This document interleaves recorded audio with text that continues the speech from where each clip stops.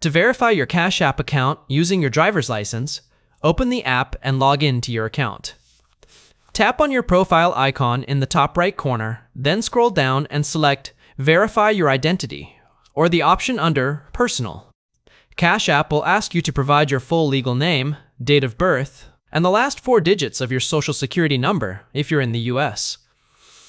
After filling that out, you'll be prompted to upload a clear photo of your driver's license. Make sure you take the picture in good lighting, all 4 corners of the card visible, and no glare on the surface. Usually, you'll need to submit both the front and back. Once uploaded, Cash App will review your documents. The verification process typically takes 24-48 hours, but in many cases, it's completed much faster.